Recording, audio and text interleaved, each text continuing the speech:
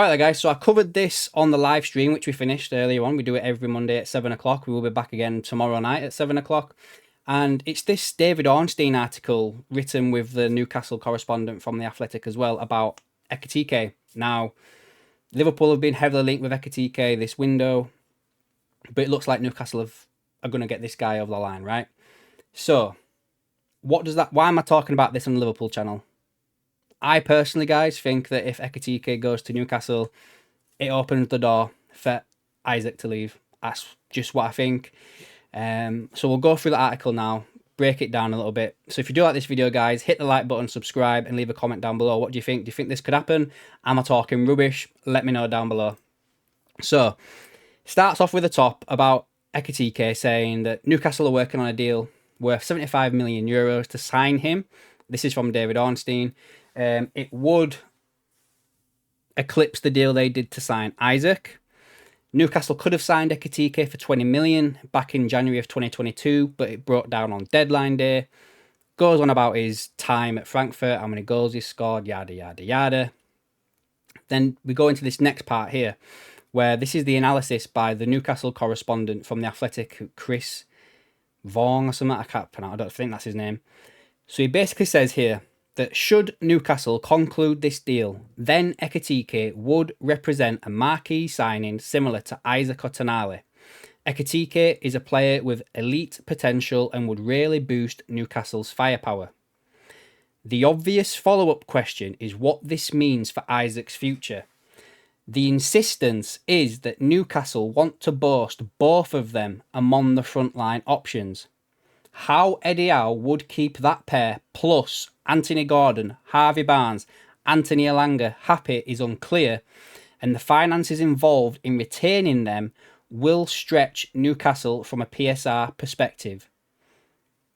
So, basically, long and short of that is, should this move go through, Newcastle would have to move somebody on from a PSR perspective because it would stretch them, right? Anthony Gordon's just signed a new deal. People want 100 million for him, apparently. I can't see that happening. Harvey Barnes, potentially. Maybe, you know. Anthony Elanga, I think they've just signed him this summer, haven't they? So he won't be there. Maybe Jacob Murphy would move on. I don't know. But to back that up as well, Julien Laurens, the French journalist, he's tweeted out that... let me just find it so I can show you it so you know I'm not making this shit up. Where's that gone? Didn't feel it gone this far down. There we go.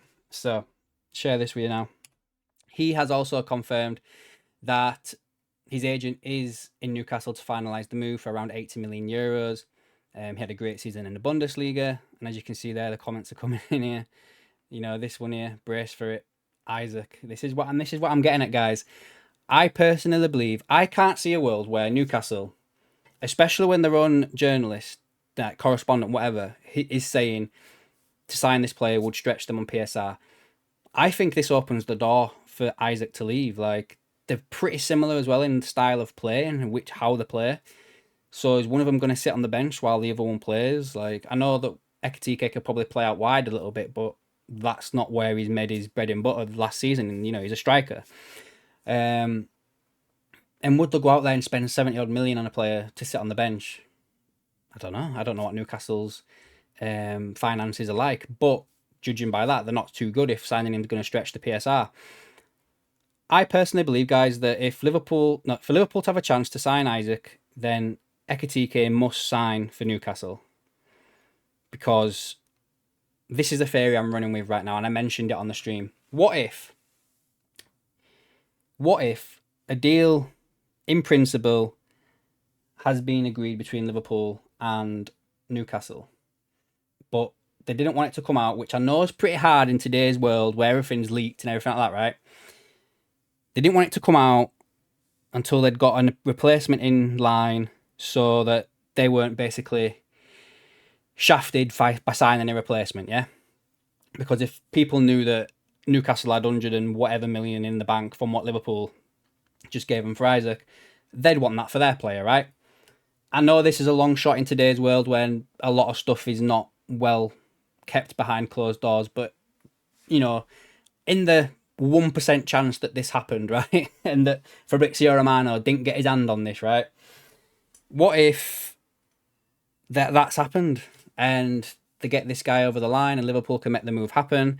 I know that some Liverpool fans thinking, well, where's this money coming from? Well, from July the 1st, I think I'm correct in saying that now everything that we do now would be on the balance sheet for the year after. So Verts would be on the previous year, Isak would be on the next year.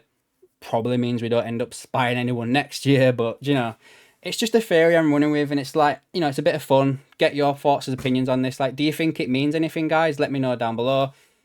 Could Liverpool get Isak if they sign Ekitike? Let me know down below, guys, and I will catch you in the next one.